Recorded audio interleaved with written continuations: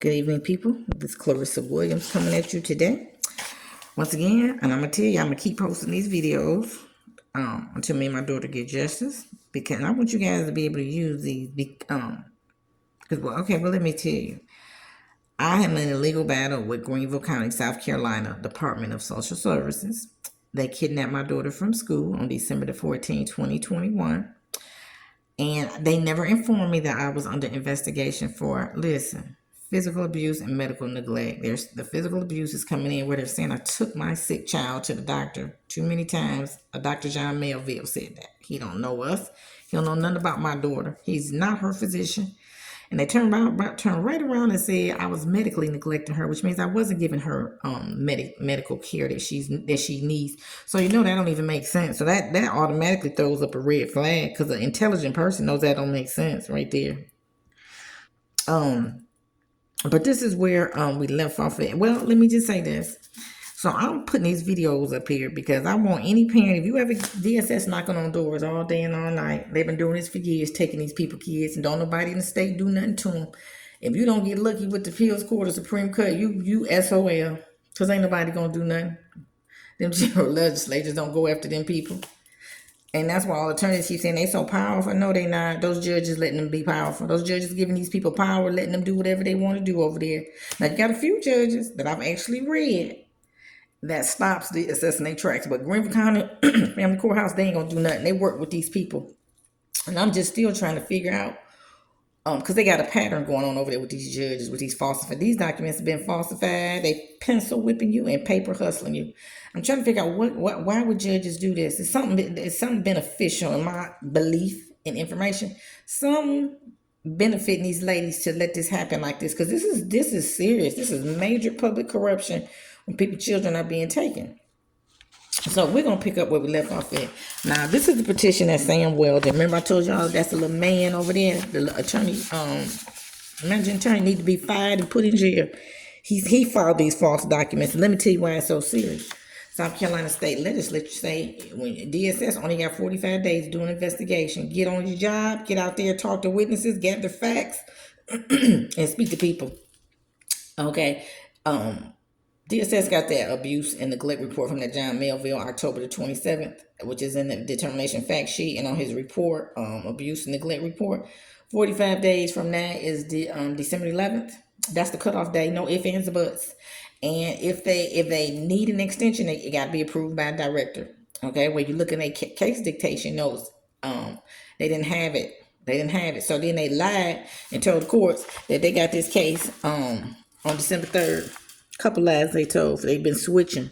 December 3rd, November 3rd. Look at that.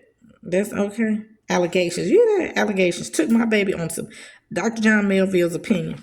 Okay, so let's keep rolling. This, you can't see it, but this says 205. When he went over to that courtroom, filed this document, and I don't even know why I don't say a cover sheet. Maybe I'm missing something. Because usually you got to do a cover sheet, ask the judge for the length of time that you need. Ain't no cover sheet with this document.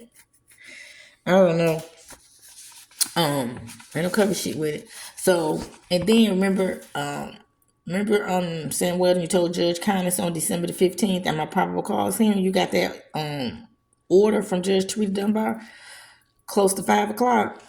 And I know that we know that this ain't making sense, Attorney Sam Weldon, because this Judge Tarita Dunbar had a family on her docket, 4:30 to 5 o'clock. So they needed 30 minutes to probably take care of what they needed to take care of.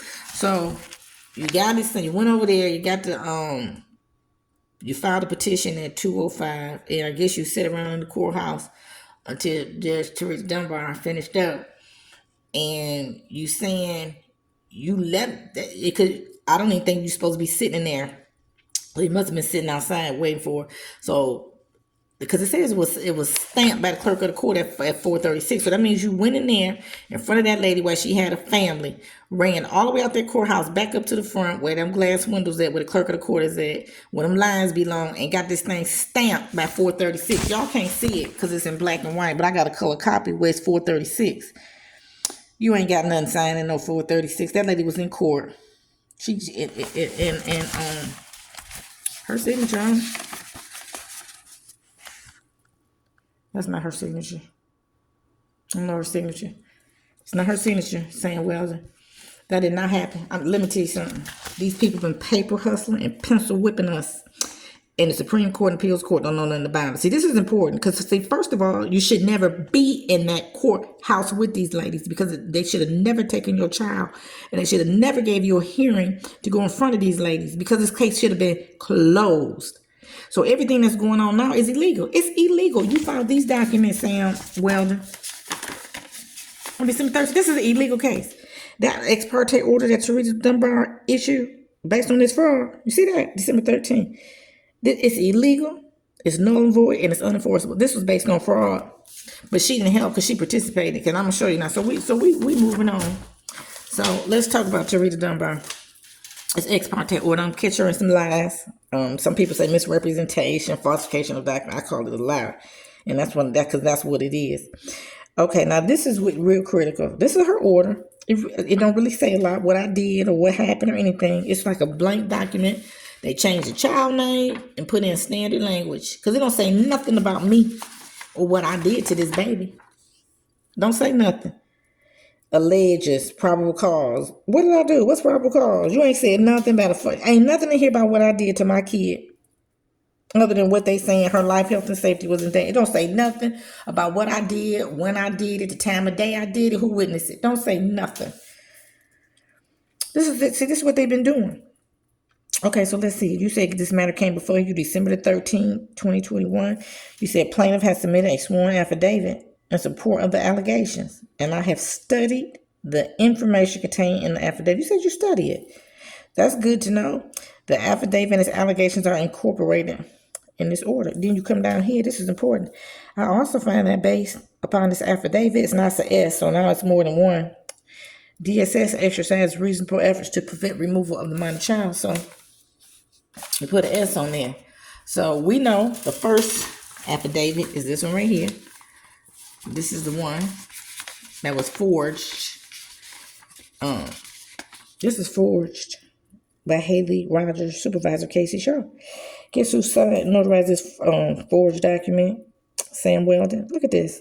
Now, how can he still practice law in South Carolina? This says a lot about what they do to their public servants who commit crimes against the public. If this man is still over there on payroll, because we've been going back and forth about this Sam Weldon, Haley Rogers, and Casey Shaw for a long time. They on payroll. You using my tax dollars to pay these criminals? Because that's fraud. And you know the Inspector General deals with stuff like that. But look. So he know who his Haley and Casey is, but he let her do it. Okay, so, and that's the first one. Here, and I'm going to tell you the second one. You said affidavits. It would be this one. This is affidavit. Because you said, you find that I also find that based upon this affidavit, DSS exercised reasonable efforts to prevent removal. So let's read this. Y'all know about this. Affidavit of reasonable efforts. The affiant being duly sworn as a representative of the South Carolina Department of Social Services, Greenville County, states the following. That the affiant is the investigator currently assigned to the above reference case. Number one, that DSS did not have prior knowledge of this family prior to the removal of the minor child. You didn't have no knowledge of us. That no services have been offered for the involvement of this family. Did you hear that, Judge Tarita Dunbar? That no services have been offered for this involvement of this family. Did you hear that, Judge Tarita Dunbar? That no services have been offered for this involvement of this family. Under the circumstances and based on the nature of the allegation, it then says DSS had no knowledge of this family prior to the removal of the minor child.